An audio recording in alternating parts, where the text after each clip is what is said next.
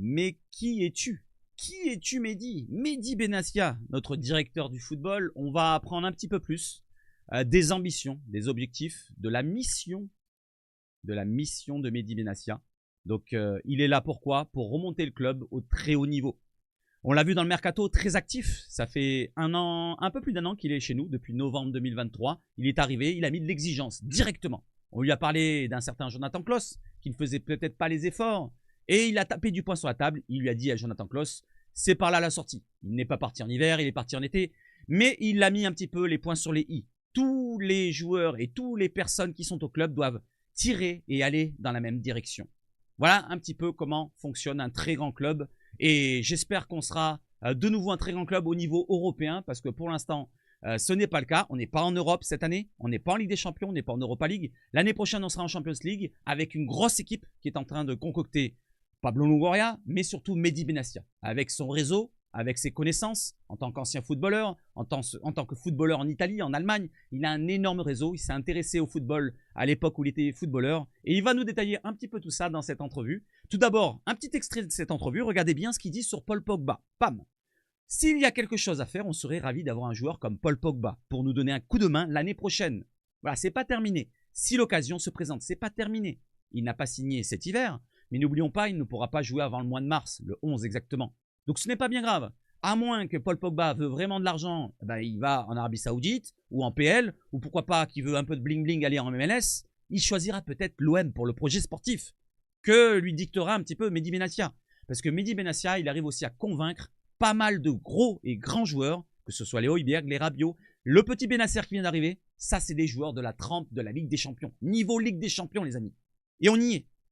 Donc j'enlève ce petit message là, n'hésitez pas à renforcer la chaîne, on est bientôt aux 20K, on a bientôt atteint les 20K. Et on a aussi bientôt atteint les 20 membres de la chaîne. S'il y en a 20, il y aura des rajouts supplémentaires de vidéos, d'émoticônes ici et là. Donc n'hésitez pas pour soutenir la chaîne, pour le travail que je fais. Allez, on y va sur quoi les amis? Sur l'introduction, trêve de bavardage, on y va, let's go, cacao.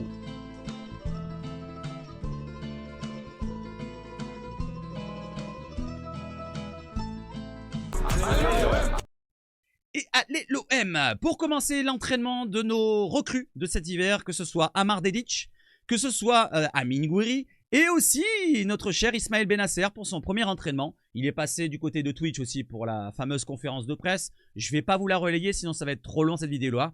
Donc des trucs bateaux, voilà. Il aime l'OM depuis très longtemps, quand il était jeune, et s'il est là, ça lui fait extrêmement plaisir. On le sait qu'il a voulu aller à l'OM, et on espère qu'il réussira à l'OM. Amine était de retour aussi à l'entraînement, comme c'est bizarre. Voilà, j'avais pas dit une petite blessure diplomatique ou pas. En tout cas, on va prendre ça au sérieux, sa blessure. Mais pour l'instant, il est revenu à l'entraînement, tout comme Kondogbia. On va le voir juste derrière dans les photos. Regardez, j'avance un petit peu les photos. Donc Benasser, Gouiri, le jeune Nadir, ça rigole. C'est Franchouillard et Amar Dedic avec Ulysse Garcia et Kondogbia que vous voyez juste devant. Felipe Ramos, je pense qu'on le voit juste après. Voilà, il est ici. 7, 8 pour Amine Gouiri. 9, j'avance un peu. De Zerbi qui est souriant. Donc Benasser, Amar Dedic. Voilà, donc Amine Gouiri qui va frapper de la gauche.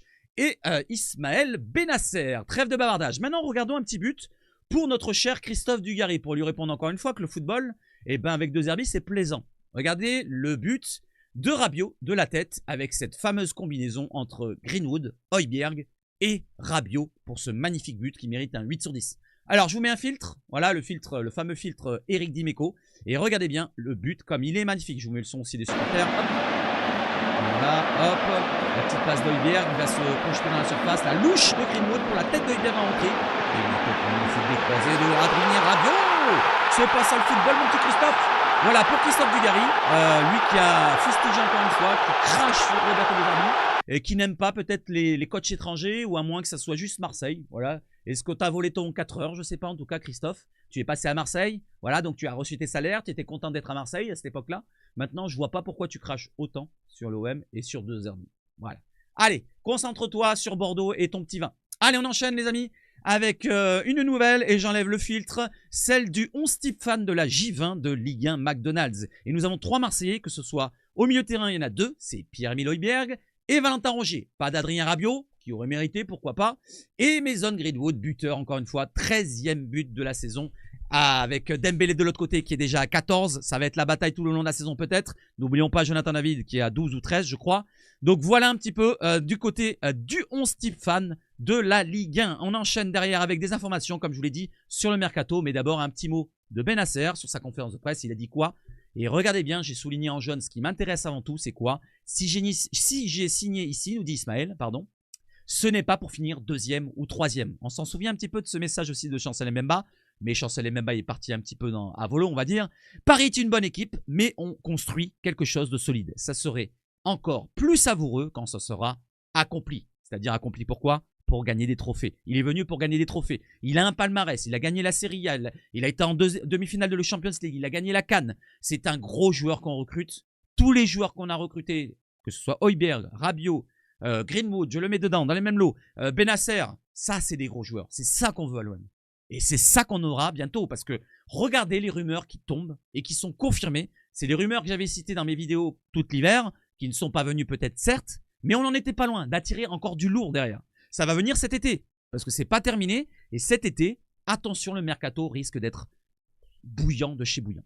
Alors regardez bien les prochaines recrues qui arriveront. D'abord, Ismaël Bennacer nous a dit qu'il sera dans le groupe dimanche. Il est prêt, il est apte. Malgré qu'il revienne de blessure, il a dit qu'il se sent prêt à jouer directement. Voilà, il a dit peut-être pas 90 minutes à 100%, mais je serai prêt à jouer quoi qu'il arrive. Et ce qu'il attend de Zerbi de lui, eh ben, il le fera. Que ce soit en 6, que ce soit en 8. Et il peut même dépanner en 10. Il a dit je peux jouer tous les rôles qu'on me donnera dans le milieu de terrain.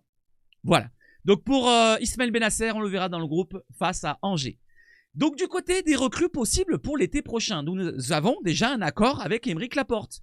Et oui, il y avait un accord cet hiver. Aymeric Laporte était d'accord pour venir, malgré un petit peu un problème financier par rapport sûrement à son contrat qui court jusqu'en juin 2026 et à mon avis avec le club qui voulait pas le lâcher. Voilà, il a une valeur transfermarkt de 18 millions d'euros si je me trompe pas du côté du club saoudien. Donc il voulait pas le lâcher à mon avis. C'est pas vraiment point de vue salaire parce que sinon ils auraient mis pas d'accord sur Aymeric Laporte qui ne voulait pas venir par rapport au salaire bien sûr. Voilà, donc Aymeric Laporte pour cet été, c'est fort probable que si on négocie un petit peu à la sauce Bennacer, parce que Bennacer, n'oublions pas, ça dure depuis l'été qu'on discute avec lui. Et oui, c'est depuis l'été 2024 qu'on discute avec lui. Mehdi Benassia a entretenu cette relation jusqu'en janvier, jusqu'en février, pour l'attirer quand il était plus blessé. Ça sera la même chose pour Aymeric Laporte. Voilà, Aymeric Laporte, si ça se déroule bien, s'il n'y a pas d'anicroche, s'il ne veut pas vraiment un salaire de saoudien, on va dire, eh ben il viendra à l'OM cet été. Voilà, on l'annonce maintenant. Et on enchaîne avec d'autres joueurs qui probablement pourraient pourquoi pas venir, mais je pense que ça serait degré moindre, c'est Kalidou Koulibaly. Là, il n'y a pas d'accord, mais il était intéressé. Il était intéressé par le projet olympien. Donc c'est pareil, il a un contrat jusqu'en juin 2026. Il a une valeur degré moindre de 8 millions de valeur sur Transfermarkt dans son club saoudien. Je pense que c'était par rapport à son contrat, il voulait garder peut-être son salaire, qu'il est resté du côté de son club. On enchaîne avec un autre joueur qui est en défense. Donc vous voyez que l'OM a essayé d'attirer un défenseur, on ne l'a pas pris. On a considéré Kondogbia comme un défenseur, donc on va rester avec Kondogbia. On a essayé d'attirer Jean-Claire Todibo, donc cette rumeur est confirmée par l'équipe. Donc encore une piste énorme en termes d'exigence, d'ambition. C'est vraiment des joueurs à qualité énorme. Todibo, il n'a pas le palmarès d'un Koulibaly ou d'un Laporte, mais c'est un gros joueur en devenir. Il est en équipe de France déjà. Ça aurait été un niveau supplémentaire à rajouter à notre défense. On verra bien cet été si Todibo, si Koulibaly ou si Laporte, qui je pense est peut-être en avance par rapport aux deux que je viens de vous citer, viendront à l'OM. Allez, on enchaîne avec un autre joueur qui a été cité dans mes vidéos, c'est lui, Rashford. Et l'OM a vraiment visé, s'est vraiment renseigné sur ce dossier-là. Après lui, à ce moment-là, il voulait aller du côté de Barcelone. Quand l'OM a sondé un petit peu le marché autour de Rashford, c'est ce que je vous avais dit dans la vidéo. Donc lui voulait aller du côté de Barcelone. Malheureusement, Barcelone voulait déjà régler leurs problèmes de prolongation, avec le problème de Olmo et ci et là. Donc ils ont réglé leurs problèmes. Rashford n'est pas allé là-bas. Il est resté du côté de l'APL et je crois qu'il a été prêté West Ham ou Aston Villa, un des deux clubs. Je ne sais plus, n'hésitez pas à me dire. En tout cas, il est resté en PL. Voilà, donc bon vent à Marcus Rashford qui ne viendra pas l'année prochaine non plus, à moins d'une dinguerie. Un autre joueur qui a été cité aussi en attaque, pour vous citer un petit peu toutes les rumeurs qui tombent, et pour vous citer un petit peu l'exigence qu'on a maintenant au club au point de vue recrue, c'est lui, un prêt, pourquoi pas, d'Hendrick. Le jeune attaquant du Real qui a marqué un doublé hier avec le Real. Donc, était pisté, pourquoi pas, pour un prêt. L'OM a contacté le Real cet hiver pour le prêt d'Henrique. Mais le club madrilène a refusé. Il voulait lui donner du temps de jeu et on a vu qu'il lui donne du temps de jeu puisqu'il a marqué hier, comme je vous l'ai dit, un doublé. Donc, voyez un petit peu où on se positionne. C'est pas des joueurs vraiment de bas de tableau ni de moyen de tableau. C'est de très très haut de tableau. C'est de très très haut niveau qu'on vise. Et j'espère que l'année prochaine, cet été, ça va être autant exigeant en termes de niveau. Maintenant, on y va sur quoi? Allez, on y va sur la petite entrevue, le petit entretien. Je suis en mission, nous dit Mehdi Benassia. Ça dure pas mal de temps, cet entretien, et je vais vous le lire tranquillement. Prenez votre café comme moi. Je vais le boire maintenant, et je suis prêt avec vous. On y va? Dans un entretien à l'équipe, Mehdi Benassia, le directeur du football à l'OM, concède être radical dans son fonctionnement. Actuellement suspendu 3 mois par la commission de discipline, il revendique son attachement au club qu'il veut ramener en Ligue des Champions. Allez, l'exigence de Mehdi Benassia. On y va. Let's go, cacao. Tchac, je lis tout ça. Voilà, le titre, radical dans ma façon de faire. Mehdi Benassia, le directeur du football de l'OM, s'est longuement livré sur sa conception du mercato, sa vision du métier du dirigeant et son rapport compliqué aux instances. Allez, on y va, let's go, cacao. Alors, Mathieu Grégoire, pardon. Marseille, on débarque à l'hôtel Intercontinental à 11h02 ce mardi matin. Avec 2 minutes de retard. Et Mehdi Benassia nous interpelle sans lever le doigt. Comme Eli Wahi, attention aux horaires. Déjà, il commence. Ça met vraiment la température. Je veux dire, Eli Wahi, bon déjà, on se doute bien qu'il arrive en retard plusieurs fois peut-être. Quelques jours avant, le directeur du foot de l'OM avait accepté un long entretien avec l'équipe. Et il était certain que le rendez-vous serait intense. Plus que les clashs, l'ancien capitaine du Maroc aime les échanges argumentés et il n'a esquivé aucune question, aucun sujet. Il n'esquive rien, Mehdi Benassia. Le mercato hivernal, la responsabilité de changer si l'attitude n'est pas bonne. Et c'est ce qu'on attend à l'OM. Il faut une bonne attitude. Voilà. Quelles étaient, c'est la première question du journaliste. On y va? Allez, vous êtes prêts? C'est bon, installez-vous, écoutez-moi. Quelles étaient les volontés de l'entraîneur Roberto De Zerbi concernant le mercato? Donc celui-là hivernal, hein, il parle. Améliorer l'effectif, régler ce qu'on n'avait pas pu faire au mois d'août. Après, entre août et janvier, il n'y a pas eu de miracle. J'aurais bien aimé trouver 40 millions d'euros cachés à la commanderie et les investir. Dans la réalité, tu prévois des choses. Tu fais sortir des joueurs pour lesquels tu as compris que ça n'allait pas passer, à l'image d'un Lilian Brassier. Il est arrivé à Marseille avec plein d'envie, ça n'a pas pris pour lui. Il ne faut pas insister. Il n'y a pas de mauvais joueurs, il n'y a que des mauvais contextes. Et comme je n'arrête pas de vous le répéter, contexte marseillais très compliqué. Lui, ça ne lui convenait pas. Contexte marseillais, trop compliqué pour Lilian Brassier. Trop, peut-être faible mentalement, faible dans le caractère. Voilà, donc je ne vais pas dire que c'est un joueur faible, mais c'est un joueur qui n'arrivait pas à passer le cap. Voilà, il avait peut-être des problèmes à ce moment-là et il n'arrivait pas à passer le cap. Donc bon vent à lui, à Lilian Brassier. On enchaîne et c'est pareil pour tous les autres qui ne sont pas adaptés à l'OM. Peut-être qu'il va nous parler d'Eli Wahi. Je ne l'ai pas lu, je le découvre avec vous. J'ai lu juste un petit passage tout à l'heure pour voir si c'était bien. Je vais le découvrir à vous, comme ça vous avez la surprise quand je le découvre. De Zerbi aime s'impliquer sur le mercato. Cela avait créé des tensions à Brighton, nous dit le journaliste. Comment gérez-vous cette donnée? Et Mehdi Benassia nous répond. Je savais comment Roberto vit son métier, les raisons de son départ de Brighton.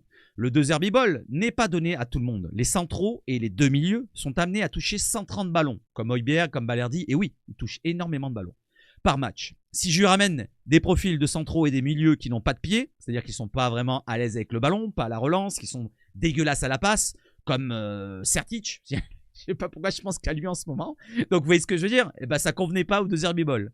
Mais sont juste capables de tacler ou de sauter ou de mettre des têtes, ce n'est pas ce qu'il faut. Il faut des joueurs quand même à l'aise avec le ballon parce qu'ils vont en toucher pas mal. Il ne faut pas d'erreur, c'est le sieur. Au départ, on a pris l'engagement de le mettre dans toutes nos discussions mercato. Par contre, toutes les décisions sont prises par Pablo, donc Longoria, le président, donc Frank McCourt, et moi. Donc c'est ces 3 dirigeants qui dirigent, et oui, c'est comme ça que ça marche, c'est les dirigeants qui dirigent, et qui prennent la décision de mettre le pognon sur le joueur. Voilà, de choisir vraiment le joueur qu'on va prendre. On descend. Il a été direct sur le dossier de l'avant-centre. Ah, c'est la petite pression peut-être sur De Zerbi pour l'avant-centre. Il faut garder son calme, nous dit Mehdi. On savait qu'Eli Wahi allait être amené à partir depuis 3 semaines. On a étudié beaucoup de profils, certains étaient inatteignables. Par exemple, Rashford. Après, des observateurs font passer Amine Gouiri pour un panic buy, ce qui est faux. On sait ce qu'Amine peut nous apporter. Et en 25 minutes, dimanche contre Lyon, même un peu plus que 25 minutes, 3-2, on a tout de suite compris. J'aimerais bien être comme Manchester City, avoir des moments plus difficiles, comme le passage Lille, Strasbourg, Nice, et être capable de claquer 120 millions d'euros. Ce n'est ni notre réalité, ni notre vie. On doit anticiper. Tu as peut-être 12, 13 joueurs dans ta liste d'attaquants, tu l'étudies avec les scouts, le coach, et après tu prends la décision la plus juste. Mais on n'écoutera jamais les pressions des supporters et de l'entraîneur. Ce qui veut dire, c'est que c'est pas par la pression de De Zerbi qu'ils ont choisi Amine Gouiri. C'est juste qu'ils ont mis une liste de joueurs, celles qui étaient possibles, celles qui n'étaient pas possibles. Par exemple, je remets l'exemple, Rashford, trop cher. Ils ont vu Gouiri, c'est possible financièrement parlant. C'est possible qu'il puisse apporter quelque chose dans le jeu de De Zerbi. C'est ce qu'il réclamait. Il a validé De Zerbi. Donc, banco, on part sur Gouiri.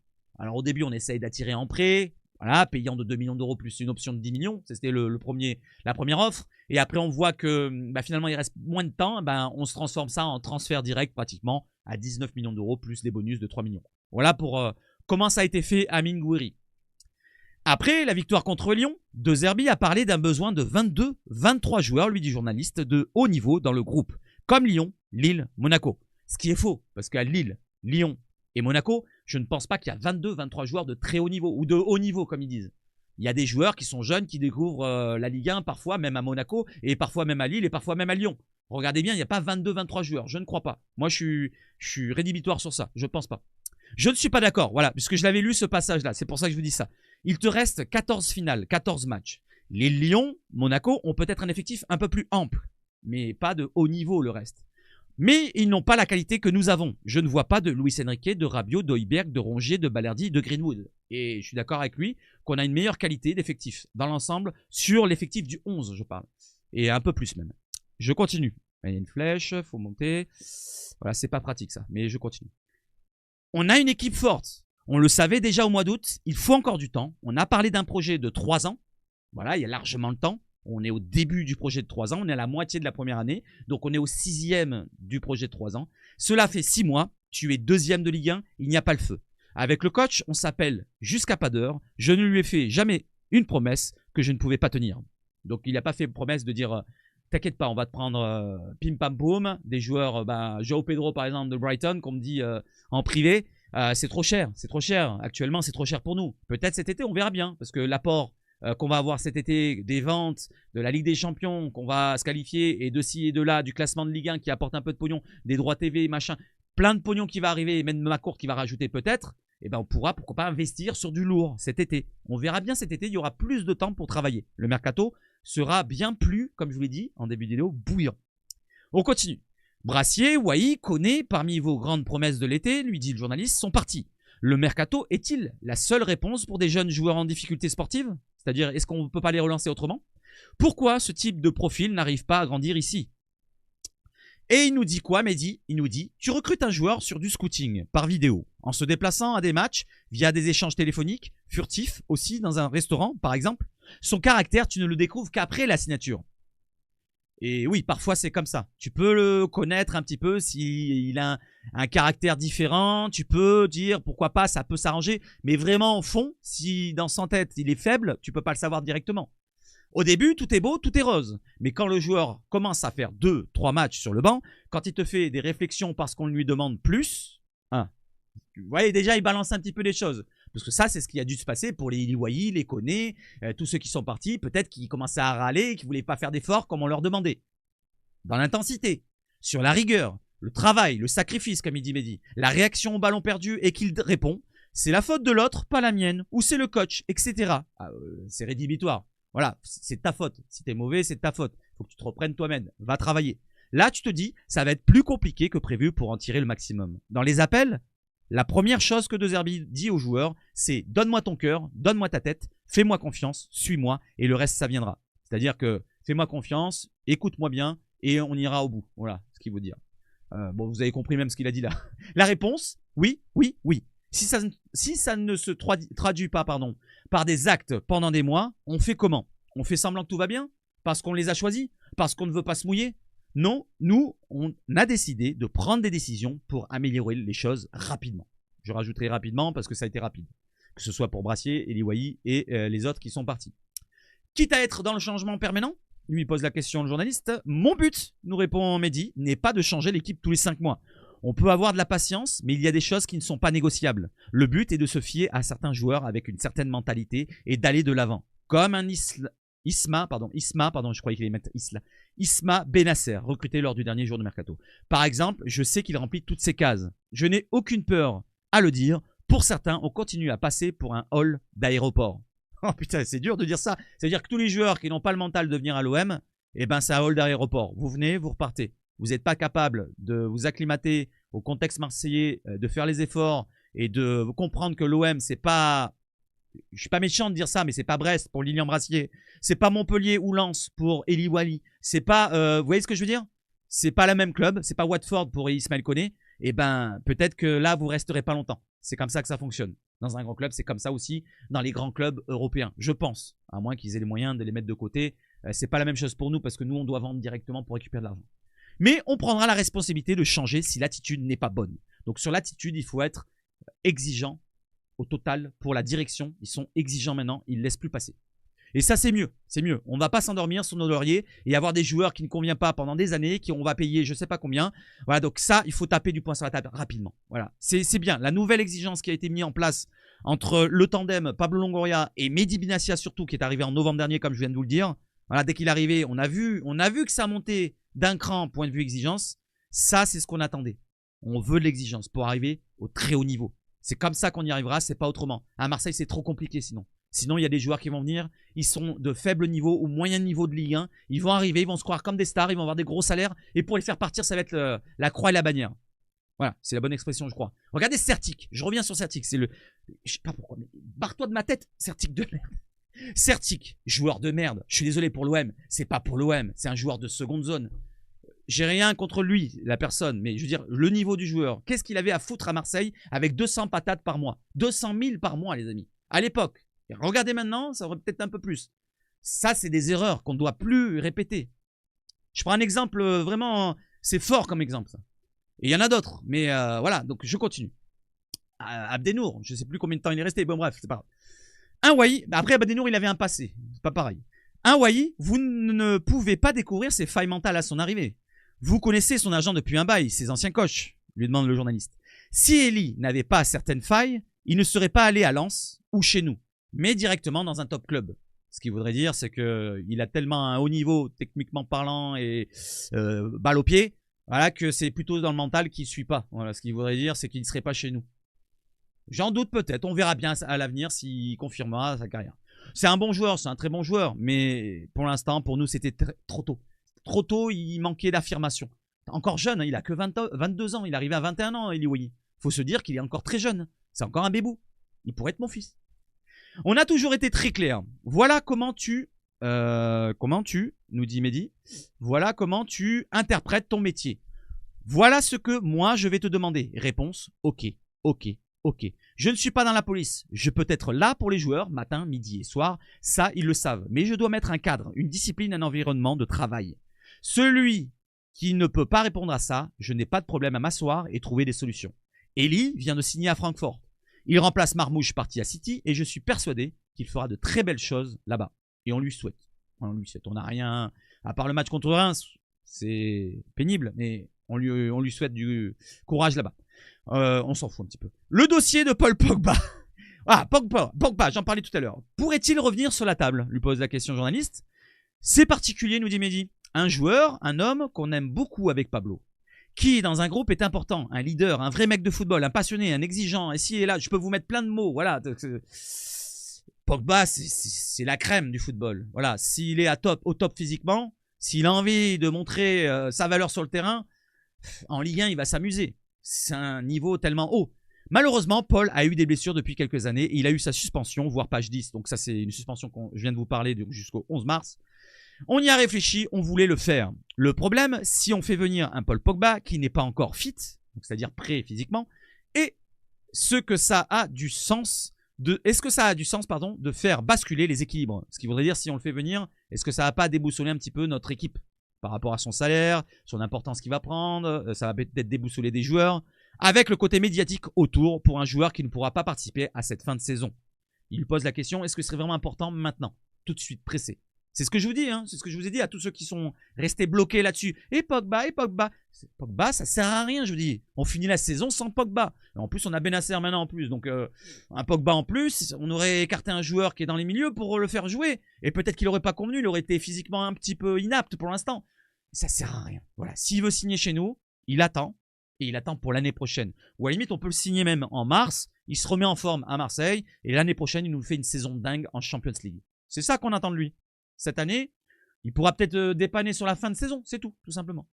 Je sais pourquoi l'OM est un projet qui lui parle. Pourquoi il aurait sûrement aimé venir. Pour retourner en équipe de France peut-être.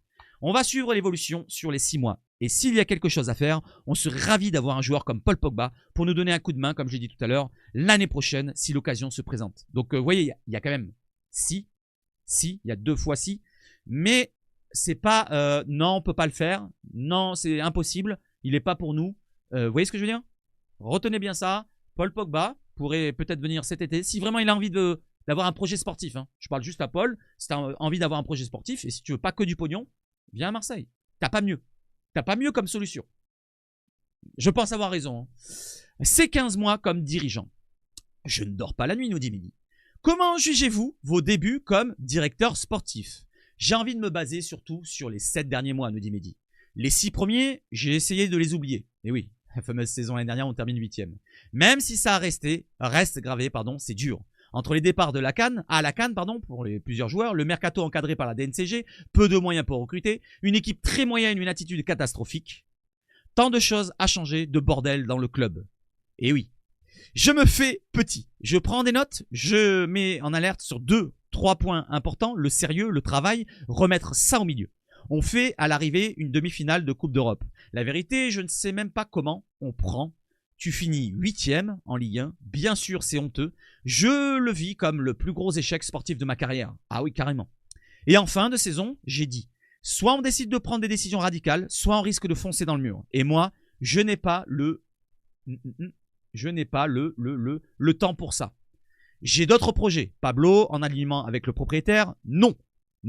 On ne va pas aller dans le mur. S'il faut tout changer, on va tout changer. On va repartir sur une page blanche. Et c'est pour ça qu'on a un petit peu fait un chamboulement cet été, encore une fois. Voilà, certains vont dire, ouais, on n'arrête pas de chambouler. Mais cet été, ça a été un autre chamboulement. Ça n'était pas le chamboulement qu'on a fait par le passé. Ça a été un chamboulement pour vraiment faire un début de projet. Je l'espère que cette fois, c'est réel.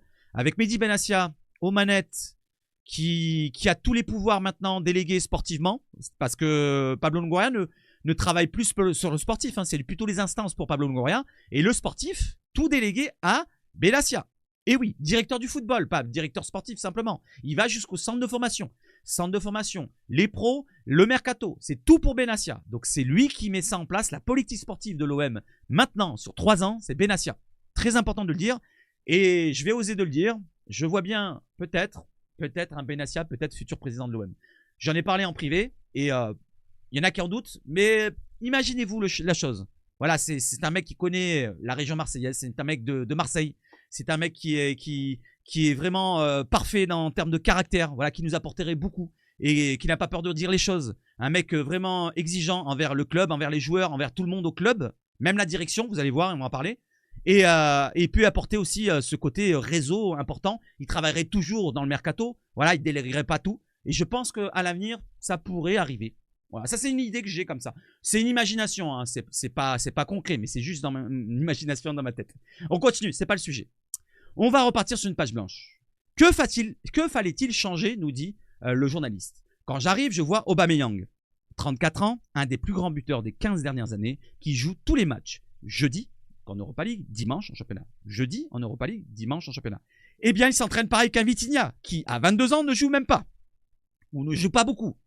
Donc ça veut dire, l'exigence, il l'a toujours, Aubameyang. Sanchez, c'était pareil, mais il n'était pas la Benassia. Ces joueurs-là, c'est ce qu'on veut. C'est ça que je veux, moi. Des joueurs de très très haut niveau qui sont exigeants envers eux-mêmes. Højbjerg, quand il arrive, il va pas te parler de je fais une chaîne Twitch. J'ai rien contre Neil Maupay. Il va pas parler de ça. Qu'est-ce qu'il a dit quand il est arrivé? Je pense 24 heures sur 24 au football. Il a pas dit je vais sur Twitch, je vais parler avec des jeunes de 15 ans et je vais leur dire ouais, t'as vu? Non, c'est pas ça. Moi, je veux vraiment des joueurs qui soient vraiment exigeants envers eux-mêmes, qui aient de l'ambition. Et j'ai rien contre Neil Maupay encore une fois. Mais vous voyez ce que je veux dire? ce niveau-là. Je prends Højbjerg, c'est un exemple, mais je peux prendre Bennacer qui arrive. Je pense que c'est de la même trempe. Compris? Allez, on enchaîne. Aubameyang, c'était la même trempe. Voilà, des joueurs de ce très très haut niveau qui connaissent la Champions League en plus. J'enchaîne. Je n'avais jamais vu ça dans ma carrière, nous dit Mehdi, en parlant de Vitinha par rapport à... il fait les mêmes efforts qu'un Aubameyang qui a 34 ans qui enchaîne les matchs. Je n'avais jamais vu ça dans ma carrière. Il faut leur expliquer pourquoi on n'est pas sur le bon chemin. On a ramené un directeur de la performance. Je n'ai rien pour Neil Maupay, c'est rien. J'ai pris un exemple comme ça qui me vient en tête. Finalement, il n'y a rien à lui reprocher dans les efforts, mais c'est juste pour montrer l'exigence. On a ramené un directeur de la performance, on a changé des choses à la formation. On leur met des séances vidéo, on a ramené un psychologue, on a développé le player car Luis Enrique, quand Pablo le ramène, on te dit que c'est un crack, puis après qu'il n'est pas bon. Il faut qu'il dégage au Brésil, mais on a fait quoi pour l'aider? Tu as donné un salaire à un joueur fort, et puis débrouille-toi dans Marseille. Tu ne sais même pas ce qu'il fait. Il a un préparateur physique à la maison? Tu dois savoir ce qu'il concocte. Un cuisinier? Est-ce qu'il est en relais avec le nutritionniste du club? Toutes ces questions-là, c'est très important. Des joueurs qui arrivent du Brésil, là, il souligne pour Luis Enrique, il est arrivé, personne ne l'a drivé. Il est arrivé, tiens ton salaire. Lui, il est content, il a son salaire. Par contre, personne ne l'a drivé, personne ne l'a entouré. Voilà, dans le contexte marseillais, en plus, c'est compliqué, il ne connaît pas la langue. Il arrive dans un nouveau club, c'est normal qu'il soit perdu, le petit. C'est vrai, sous ces points-là, c'est à souligner. Ça s'appelle faire du football. On n'est pas seulement là pour signer des contrats, sauf qu'à Marseille, quand tu changes, tu te fais des ennemis à l'intérieur. Et il va parler un petit peu de la direction. Vous n'êtes pas plus patient, plus diplomate qu'avant, lui dit le journaliste? Non, pas du tout. Je suis très diplomate, mais je dis ce que je pense. Jusqu'au dernier jour, je vais toujours défendre l'institution. Les joueurs, tant qu'ils sont défendables, mon entraîneur. Si c'est un échec, le coach, ce sera mon échec. C'est lui qui l'a choisi. Il a choisi 2 amis. J'ai fait venir ma famille de Dubaï alors qu'ils ont déjà beaucoup voyagé pendant ma carrière. Concrètement, quand tu fais ce métier-là, à Marseille, tu n'as pas de vie de famille. Ce qui veut dire qu'ils travaillent tout le temps. Les enfants, ma femme, ils sont là, mais tu partages très peu. Ce club te prend toute ton énergie. Je ne vais pas laisser des gens mal intentionnés mettre des bâtons dans les roues pour le sportif. On va voir un petit peu qui met les bâtons dans les roues. Bon, il y en a un qui est parti, c'est Tessier, mais il y en avait d'autres qui viennent de partir aussi, au centre de formation par exemple. Et là, il parle d'énergie. Et si vous regardez bien Pablo Longoria, quand il est arrivé, on aurait dit un jeune de 15 ans. Maintenant, on aurait dit un petit papy. Regardez bien Pablo Longoria, c'est vrai. C'est vrai. Et il avait besoin de déléguer. C'était un besoin vital peut-être pour lui. J'ai l'impression, Longoria me fait penser un petit peu à l'empereur de Star Wars. Vous voyez qui je veux dire? Palpatine. Voilà, le mal. C'est pas le mal, l'OM, mais vous voyez, ça lui prend son énergie. Il a vieilli d'un coup, Pablo. Allez, j'enchaîne, je dis des conneries peut-être. Concrètement, que voulez-vous dire? Si j'écoute les gens, je suis parano, je me fais des films toute la nuit, nous dit Mehdi. Je n'ai pas le temps. Je n'ai pas le temps de me faire des films, je ne dors pas la nuit. L'eau du robinet qui coule à Marseille, elle est bonne, non? Ce qui voudrait dire qu'il y en a qui profitent de quelque chose. Voilà. Elle est très bonne, nous dit le journaliste. Mais dans l'eau, il doit y avoir quelque chose de spécial, car des gens qui arrivent dans certaines fonctions à l'OM, après 1 mois et demi, ils se sentent pousser des ailes. Donc là, il y a un petit 1. On va aller voir la référence que c'est, le petit 1. C'est dans la page d'après, je crois. Ouais, c'est là. Je le lis et je reviens. Selon plusieurs sources, donc le petit 1 nous dit au club, Bennacer ferait notamment allusion aux anciens patrons du centre de formation, comme je vous l'ai dit. Voilà, c'était des souvenirs, hein, je me rappelle qu'il avait des soucis. Marco Otero et Yann Danielou. Et l'ancien Stéphane Tessier qui est déjà parti. Et j'ai oublié la co-directrice générale en partance, l'ex-DRH Cecilia Barantoni, apparemment qui mettait des bâtons dans les roues au club à Mehdi Bennacer.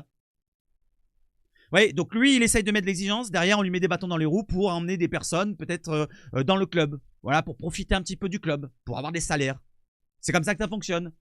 Voilà, on veut de l'argent, de l'OM. Et on ne fait pas le travail. Alors que Mehdi Bennacer, il pense d'abord travail, je pense, je l'espère. Je pense que j'ai pas tort quand je dis ça. Et derrière, après le salaire. Après, il mérite le salaire, s'il a un gros salaire. Je continue.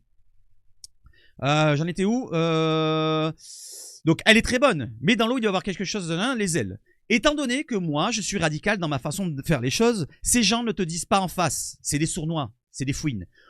Oh, pourquoi il me dit ça? Ils font semblant d'avoir compris et derrière, ils vont te casser, t'empêcher de travailler. Aujourd'hui, l'OM, cela fait rêver beaucoup de personnes, donc pour profiter. Moi, je ne rêve pas. J'aspire à aller en Ligue des Champions. Et le jour où je partirai, me dire, voilà, j'ai pris ce club, là, dans ces conditions, j'ai sacrifié 2-3 ans de ma vie, sûrement pas plus, pour remettre le club à ce niveau-là. Ah, ce qu'il voudrait dire, c'est qu'il ne veut pas aller plus loin que 3 ans. Ouais, parce que c'est, comme il a dit, c'est énergivore. Donc, à mon avis, à la fin de son projet, il va réfléchir à rester. Parce que là, il doit être fatigué, il doit être rincé. Les périodes mercato ont été très intenses pour lui.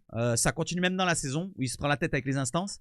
Donc c'est compliqué. Je ne sais pas s'il va rester longtemps, à moins que l'imaginaire que j'ai dans ma tête de le voir président, peut-être que ça va arriver. Et il délèguera derrière le mercato, il délèguera plein de choses pour être un peu plus posé comme Longoria. Voilà, maintenant Longoria, il est un poil plus posé. Peut-être, on peut se penser comme ça. Vous êtes content, pas content? Croyez-moi, j'ai fait le maximum tous les jours. Je n'aurais pas laissé les gens interférer dans le sportif. J'ai essayé de ramener des collaborateurs. Comme ça ne correspondait pas avec ce qu'ils voulaient, ça a toujours mis du temps. Et les messages passaient à la presse. Je n'étais pas la personne qu'ils auraient voulu voir aux commandes de ce projet-là. Chacun a le droit de le dire au propriétaire. J'aurais voulu un autre directeur sportif, mais ils ne le font pas. Ils agissent toujours par derrière. Je ne supporte pas cela. Donc en fait, ceux au club qui étaient déjà là, ils l'ont pas dit en face, ils n'ont pas dit « Ouais, mais tu nous plais pas », ils ont dit derrière. Voilà, en soum-soum, ils ont essayé de le faire partir, des bâtons dans les roues, d'essayer de faire des problèmes à droite à gauche. Je sais pas moi, augmenter quelqu'un, lui dire « Non, c'est Mehdi Benassia qui a fait ci et là ». Oui, des conneries comme ça, voilà. Donc en soum-soum, comme des petites des fouinasses, c'est bien qu'il soit viré. On continue. Vous avez eu gain de cause. Le propriétaire vous a promu en janvier. Lui dit journaliste, c'est très compliqué. C'était très compliqué, au départ, d'expliquer à De Zerbi tout le bordel, mais je lui ai promis. Ne t'inquiète pas, je suis responsable. Je vais nettoyer tout ça. Je vais te faire travailler dans un contexte comme si tu étais à Sassuolo. C'est-à-dire qu'il n'y a aucune pression, quoi. C'est comme si tu étais à la campagne. Aujourd'hui, il me dit, je ne sens pas une pression particulière ici. Roberto lui dit ça. Donc ça veut dire que c'est bien fait le travail. Il y a cet engouement, c'est magnifique. Et au club, je travaille bien. Il y a mes hommes avec moi, c'est sain. Donc voilà, tout est parfait pour l'instant. Voilà, donc le sportif n'est pas touché. C'est ça le plus important. Tant que la tête sportive n'est pas touchée, tant qu'on n'emmerde pas le sportif, De Zerbi ne sera pas emmerdé dans ses idées. Il pourra fonctionner comme il veut.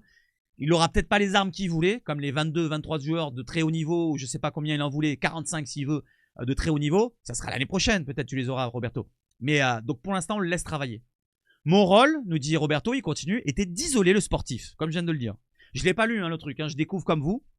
Et j'analyse la chose même en même temps.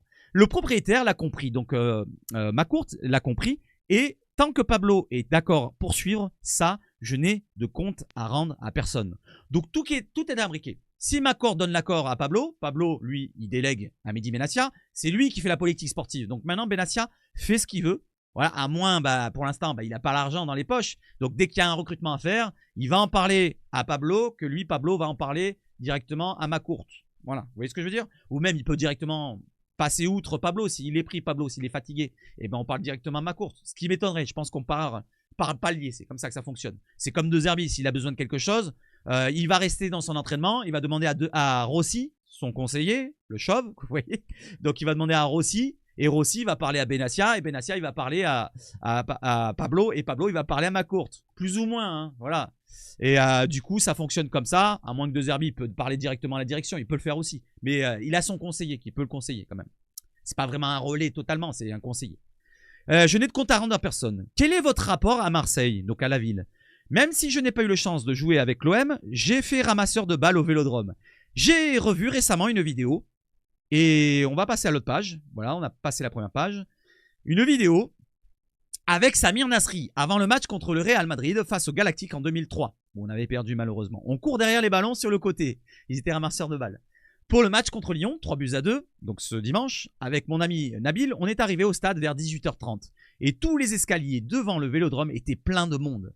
Je n'ai pu m'empêcher de sortir le téléphone et de faire une vidéo. Je lui ai dit, putain, imagine, j'aurais fait ne serait-ce qu'un match ici. Ce sont des ambiances qui me parlent.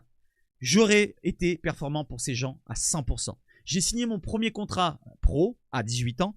Ma famille est venue. Ma mère est restée à Marseille. Je suis toujours venu lui rendre visite pendant mes vacances. J'ai fait mes sœurs ici. Non, excusez-moi. J'ai mes sœurs ici. Ce club m'est cher. Je ne sais pas combien de temps je resterai. Sûrement pas longtemps. Il l'a dit tout à l'heure. 3 ans maximum pour son projet, je pense. Et je n'ai pas peur de le dire. C'est usant mentalement, physiquement. La seule garantie, je vais tout donner jusqu'au dernier jour. Je suis au contact de Marseillais au quotidien de tout niveau. Je sais pourquoi c'est important pour eux, pourquoi c'est important pour moi. Je suis en mission. Pour moi, ici, c'est une mission. Il doit la réussir. Mehdi. Et une transmission, lui dit le journaliste. Aujourd'hui, vous dire qu'on va aller en Ligue des Champions, c'est impossible, je ne sais pas. Par contre, quand je prends le dernier match, je vois du caractère. Une équipe qui me ressemble, qui ressemble à mon entraîneur, qui ressemble à mon président. Pablo, il regarde 42 matchs par week-end. C'est un peu trop, je pense. Il n'a pas le temps. 42 fois 1h30. Il n'y a pas 42 heures. Attends, 42 fois 1h30, ça fait trop. C'est 48 heures. Je sais pas si on ne dépasse pas les 48 heures. N'hésitez pas à me dire. Ça fait beaucoup. Comme De Zerbi, comme moi. Je ne peux pas accepter que nous, on ait un niveau de passion à ce niveau et que des gamins de 22, 23 ans pensent que l'OM, c'est 3 heures par jour et après, je fais autre chose. L'OM, c'est 8, 9 heures par jour minimum. Dernièrement, j'ai eu une discussion de 15 minutes avec un joueur du club qui ne comprenait pas pourquoi on avait mis des cours de français 2 fois par semaine, 45 minutes. Ça, ce sont des choses qui me gonflent au plus haut point. Si moi, je dois expliquer à un gamin de 22-23 ans pourquoi quand tu es un contrat à long terme, c'est important de faire ces 2 fois 45 minutes de français par semaine, c'est que tu n'as rien compris. J'ai un petit doute pour un joueur. Là, il y a un joueur étranger à l'OM qui lui a dit, qui a 22 ans, qui lui a dit je veux pas faire d'efforts pour apprendre, voilà, c'est un peu gonflant d'apprendre le français. Quel âge il a, Jonathan Rowe? Je sais pas, si ça, je dis rien. Non, il a que 21 ans. S'il a que 21 ans, c'est pas lui. Ou alors c'est Greenwood. Bon, faites le rapport à ça, un joueur étranger à l'OM, 22-23 ans, ou Luis Enrique. Luis Enrique, ça m'étonnerait. Vu la mentalité qu'il a, je sais pas, je pense pas. Allez, dites-moi le joueur que vous pensez que c'est 22-23 ans, si j'ai bien compris. Ou à moins que ça soit un jeune de la réserve, peut-être. Et ça m'étonnerait. Voilà, allez, n'hésitez pas à me dire, à me sortir le joueur. Son rapport aux instances et sa personnalité. Pourquoi je dérange tellement? Alors, on va voir un petit peu les problèmes qu'il a eu avec les instances et sa fameuse suspension pendant 3 mois. Vous êtes un fonceur clivant aussi. Comment expliquez-vous ce fossé avec les instances? Tout cela part de choses erronées, nous dit Mehdi. J'ai entendu des chroniqueurs dire sur des chaînes importantes que j'avais été choisi par Pablo pour être le lien entre les supporters des quartiers nord et l'OM. Ouais, bon, en gros, c'est le grand frère des jeunes des cités, quoi. C'est ça? C'est ça qu'il veut dire? Je pense que quand même, il a un vécu dans le football. Je l'ai dit dans mon live hier ou avant-hier. Voilà, j'avais fait franchement une bonne entrée en matière dans le live sans rien préparer. J'avais tenu à remercier le travail de Mehdi Benassia. Je tiens encore à le remercier maintenant. Franchement, depuis qu'il est là, moi, je vois du changement. Voilà, donc ça fait des années que je suis l'OM, ça fait plus de 35 ans. Et c'est un des directeurs du football ou sportif, comme vous voulez l'appeler, je m'en bats les steaks, qui a fait le plus de travail rapidement. Voilà, dès qu'il est arrivé, il y a eu du changement directement radical. Et comme il le dit, c'est radical avec lui. Il ne mâche pas ses mots, il le dit directement. Quand il est arrivé, Klaus, le premier à prendre dans sa tronche. Hop, une baffe. Bon, il n'a pas pris une baffe, mais vous voyez ce que je veux dire. Et il a continué, il a continué. Regardez, Mbemba, j'adore le joueur, j'adore la personne. Mais derrière, s'il n'est pas sérieux, ben on l'écarte. C'est peut-être pas que Pablo Longoria qui l'a fait. Il faut penser que Mehdi Benassia, depuis qu'il est là, c'est vraiment exigeant. Là, on se retrouve dans un très très grand club. Là. Il faudra que ça réussisse au bout d'un moment, parce que si on écarte des joueurs de très haut niveau et que ça ne fonctionne pas, on va râler. Mais on est sur la bonne voie. On est sur la bonne voie, que ce soit pour les vieux, pour les pros plutôt, et pour les jeunes. Parce que regardez les jeunes qui sont partis encore cet hiver. Combien de jeunes sont partis de la réserve et des jeunes? Je parle de Esternal, je parle de Niakossi, je parle de Traoré, je parle de Kamisoko, je parle de... Vous voyez tous ces jeunes qui sont partis? C'est parce qu'ils ne convenaient pas peut-être dans le mental, dans le caractère. S'ils voulaient être pressés pour jouer en pro comme Sternal, petite pique pour toi Enzo, eh ben tu devais attendre. C'est tout. Regarde, Vaz, il a attendu peut-être, il a eu un peu de laps de temps, et maintenant il attendra, à moins qu'il pose problème et qu'il veut vraiment jouer titulaire, eh ben à ce moment-là, quand il commencera à faire la moue, quand il commencera à pas faire d'efforts, il dégagera comme toi. Voilà, on a une main sur toi, t'inquiète pas. Tu reviendras un jour peut-être. Je continue. Donc pour les quartiers nord ici et là, donc j'ai un petit peu extrapolé tout machin. Donc il le prend pour un grand frère des cités, plus ou moins. Et c'était l'équipe, je m'en souviens bien. Si je me trompe pas. On continue. C'est à la marge, nous dit le journaliste. Cela a été dit. Je ne suis pas parano, nous dit Mehdi. J'ai entendu. Ah, mais Pablo avait peut-être besoin d'un garde du corps. Vous vous rendez compte de ce que les gens se permettent de dire? J'ai fait 450 matchs au haut niveau. Bah, vous voyez, je viens de le dire. Voilà, il a l'expérience, il a le vécu. Hein. Le mec, il a joué au Bayern, il a joué à la Roma, il a joué je ne sais combien de matchs. Tu peux pas ne pas penser qu'il a un petit peu de professionnalisme en lui. Alors moi, j'avais un doute quand il est arrivé dans le fait qu'il est vraiment encore jeune pour être un dirigeant. Je me suis dit, est-ce qu'il va pas se faire manger? Il a beau avoir un caractère énorme en tant que footballeur, en tant que dirigeant, je ne le connaissais pas. Et force est de constater qu'il a vraiment un caractère trempé, même en tant que dirigeant. Et c'est tant mieux. Ouais, moi, je demande que mieux. Je demande qu'il fasse du bon travail. Et il fait du bon travail. Je le félicite à l'instant.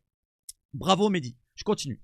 Et même si on ne m'aime pas, Donc j'ai fait 450 matchs au haut niveau et même si on ne m'aime pas, on ne peut pas me l'enlever. J'ai été capitaine de mon pays, le Maroc. J'ai joué à l'Udinese, à la Roma, au Bayern. J'ai oublié même la Juve. Pourquoi, moi, quand je montre du doigt, je suis menaçant? Pourquoi d'autres, quand ils vont dans le contact physique, ils prennent le bras comme Olivier Létang? Ce n'est pas une menace.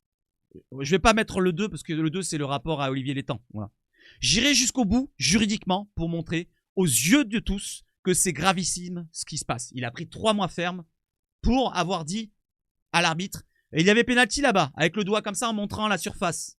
Alors que l'Olivier Létang, juste avant, il lui prend le bras à l'arbitre une fois, il revient 2 fois, 3 fois, 4 fois. En fait, Benassia, il vient pour séparer l'entraîneur au début de l'histoire. C'est tout. Avec 2 arbitres qui commençaient à se chauffer avec Létang. Et l'autre qui fait sa trompette, le 4e arbitre. Et en plus, il confirme à la commission de discipline. Il fait, oui, monsieur Benassia, il m'a agressé. C'est un complot, ça. Donc, je vous l'ai dit, moi, c'est tout gangréné. Mentalité, vous voyez ce que je veux dire. Bon, bref, on va pas aller sur ce sujet-là, je continue. Julien Fournier, ancien directeur général de l'OGC Nice, nous confiait qu'il y avait une partie de folklore dans ses joutes. Que tout le monde en rigolerait dans une dizaine d'années, Olivier Létang y compris. Et vous compris, pardon. Je pense pas que ça ferait. Si vous pensez une seconde que dans 10 ans, j'en rigolerai. En fait, j'ai pas lu le truc, mais j'imagine ce qu'il va dire après. Ce que j'ai vécu contre Lille, l'une des plus grosses humiliations. Ah, il s'est senti humilié de ma vie. Je viens pour calmer mon coach, pour apaiser la situation. Et oui, il s'est senti lésé, là. Tu peux pas. C'est une victime, Longoria. Benassia. C'est une victime. Il a rien fait, le type. Il a rien fait. Il prend un carton rouge. Et il prend 3 mois de ferme. Ou le carton rouge, allez. À la limite, il prend un match ou 2. Voilà, c'était chiant. Mais 3 mois ferme, sérieusement. On dirait une peine de prison, le mec. Il a rien fait. Ah, le doigt, il est dangereux. Attention, il a coupé son ongle pointu, il va lui mettre dans l'œil. C'est fou, quoi. À l'arrivée, ça se chauffe. Je n'ai rien à voir là-dedans. Le match est terminé. Je ne viens pas mettre la pression. Je dis seulement au 4e arbitre, dites-lui quand même, ah ben c'est ce que je viens de dire, qu'il y avait pénalty là-bas. Ça devient une menace et ça part sur une suspension de 3 mois. Montrez-moi la règle précisant que je n'ai pas le droit d'être là. Il y avait 60 personnes ce soir-là. Alors j'ai toujours entendu dire qu'on n'avait pas le droit d'avoir des dirigeants sur le terrain. J'ai toujours entendu dire ça. Alors moi je l'ai pas vu cette règle, mais je l'ai entendu dire. Donc je peux pas lui dire j'ai vu la règle. Donc monsieur Turpin n'a rien vu. Il vient juste me mettre un carton rouge. Turpine aussi. Tu te sens minable, pas traité comme les autres. C'est vrai qu'il se sent rabaissé. Tu sais, le mec, l'autre il a rien, et lui il a un carton rouge. L'autre il vient 4 fois auprès de l'arbitre, lui, et en plus il gueule comme un veau, Olivier Létang. Lui il vient une fois, il fait comme ça, carton rouge. Bon, après l'autre, la Turpine, il a vu que Mehdi Benassia peut-être, ou alors, je sais pas. Bon bref. Allez, on continue. À côté de ces polémiques, vous êtes très bien intégré dans le football français, lui dit journaliste. On aimerait aussi ramener de la compétitivité en Ligue 1. On dit qu'il n'y a plus d'argent dans notre championnat, que certains clubs sont perdus, que d'autres sont en train de mourir. C'est vrai. J'ai essayé de faire un Quentin Merlin de Nantes, un Ami Gouiri de Rennes. Bah, t'as pas essayé, tu les as fait. Oui, tu les as fait. Et un Eli Wahi de Lens. Pourquoi, au lieu d'aller chercher en Italie, en Angleterre ou en Espagne, on n'essaie pas de faire tourner l'argent en France? Bon, on le faisait par le passé. Mais je sais pas pourquoi les autres clubs ne le font pas. Je sais pas. C'est vrai que ce sujet-là, ça se fait moins depuis quelques années. C'est vrai, c'est vrai. Il faudrait remettre ça sur la table. Pourtant, il y a du talent en France. Hein. Après, les talents partent à l'étranger. Ouais, bon, il faudrait remettre ça sur la table pour les autres clubs qui se disent, ouais, on est en train de mourir. C'est peut-être de votre faute aussi. Ouais. Allez-vous apprendre à gérer votre côté émotionnel? L'émotionnel et la passion. Mes qualités, ce sont celles-là. Tu peux trouver 150 directeurs sportifs meilleurs que moi, plus compétents. En tant que joueur, si j'ai réussi, ce n'est pas grâce à mes qualités physiques, techniques, c'est grâce à mon envie de réussir. Son caractère, son mental. Je ne vais pas écouter les gens et commencer à prendre de la hauteur comme on dit ça. Ce n'est pas moi. Je continuerai à passer des messages clairs, directs, sans manquer de respect à qui que ce soit. Voilà, directement. Il faut le dire direct. Quand il y a un abcès à crever, il faut le faire direct. Voilà, quand je suis au taf, moi, quand il y en a un qui me fait chier, je lui dis directement. Il se fait Ah non, rien. Il y aura donc d'autres sorties médiatiques à la cloche. Comme l'an dernier, vous ne la regrettez pas. Sourire. Il doit rigoler, ouais. Et c'est tant mieux pour vous, non? Ça doit leur plaire pour faire un peu de papier. Et oui, les putains-buzz, les putaclics, que ce soit les médias ou les insiders, ça leur plaît ça, de relayer des trucs comme ça. Comme moi aussi, ça me plaît, mais ça me plaît pas si c'est négatif pour l'OM. Moi, ce qui me compte avant tout, c'est que ce soit positif. Si c'est pour un bien pour l'OM, ça me plaît. Si c'est pour que ça soit un mal, ça me plaît pas. Ouais, je veux pas faire de chiffres sur l'OM quand ça me plaît pas, quand c'est du négatif. Si l'OM perd, qu'ils se prennent une rouste, je vais faire une vidéo, mais je serai pas content. Et à la limite, je sais même pas si je fais une vidéo. J'ai déjà pas fait de vidéo parce que j'étais tellement touché que je n'ai pas fait de vidéo. Voilà, je suis pas essayé de faire du chiffre sur le dos de l'OM dans le négatif. Il y a beaucoup qui le font. Il y a beaucoup qui font ça, qui se sont lancés là-dessus pour le mercato par exemple, des trucs comme ça. Mais on va pas rentrer là-dedans. Klaus, c'est un garçon que j'apprécie énormément. Je l'ai revu à Nice. Donc en fait, il n'y a pas de bisbise entre eux. Ils sont en bonne entente entre Klaus et Mehdi Benassia. Il a été direct franc avec lui. Il lui a dit, écoute, ça me convient pas ce que tu fais là. Justement, tu fais rien. Donc ce qu'on va faire, c'est qu'on va comme un accord, on va se quitter. Il n'a pas voulu partir en hiver, ou ça ne s'est pas fait en hiver. Ça s'est fait en été, du côté de Nice. Voilà, on n'a pas récupéré énormément d'argent, mais ça s'est fait et c'était un bien. Parce que peut-être que dans le vestiaire, il y avait des problèmes à cause de lui, qui faisait pas les efforts. Les autres, ils lui regardaient, il fait pourquoi lui fait pas d'efforts, moi je vais pas faire d'efforts. Vous voyez ce que je veux dire? Après, ça s'en mêle et après, ça fait une mauvaise entente, une mauvaise condition dans le club et là, et c'est ce qui s'est passé l'année dernière. Et il y en avait pas mal apparemment qui posaient problème. Je continue. Mais à ce moment-là, il était bon de faire cette sortie médiatique. Il n'y avait rien de personnel. Quand je pense qu'on a parlé de harcèlement, c'est vrai qu'on a parlé de harcèlement. Cela a peut-être surpris Wai. Je lui ai dit au moment de partir, si tu me croises un jour à Paris ou à Dubaï, n'hésite pas à venir à ma table, tu es mon invité et j'aurai le plaisir de manger avec toi, ou j'aurai plaisir à manger avec toi plutôt, parce que ça reste un bon garçon. Voilà les amis, je pense avoir tout lu avec vous. Ah, il y a un dernier truc sur Rongier, j'ai oublié d'en parler. Voilà, donc dernière chose à voir, il veut prolonger Rongier. Apparemment, Mehdi Benassia, la direction, a pris rendez-vous, je crois, si je ne me trompe pas, je vais vous lire le truc. L'arrivée d'Ismaël Benasser pour renforcer le milieu de terrain marseillais n'est pas le signe d'un départ de Valentin Rongier, 30 ans. Titulaire indiscutable depuis Lens OM, avec le repositionnement, le 23 novembre, l'ancien Nantais s'est bien remis de sa grave blessure à un genou et il s'épanouit lors de sa 6e saison en Provence. 6 ans déjà.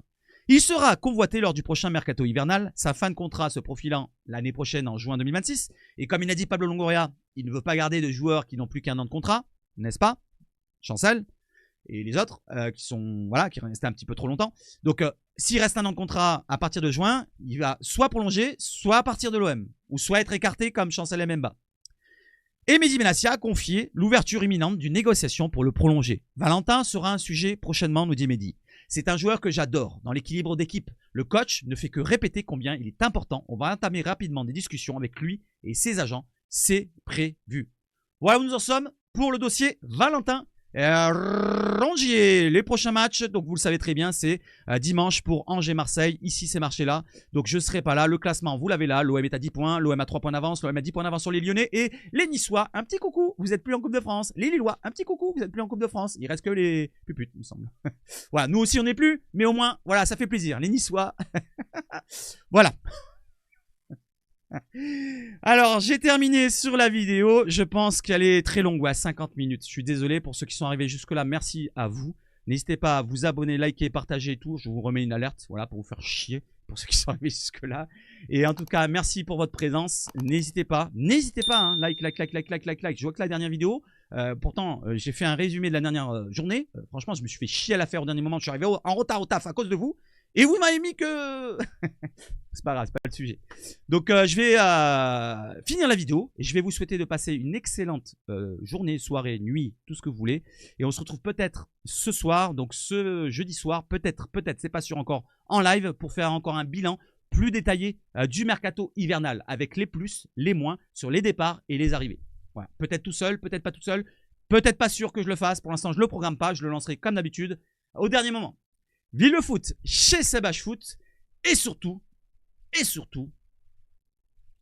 allez l'OM!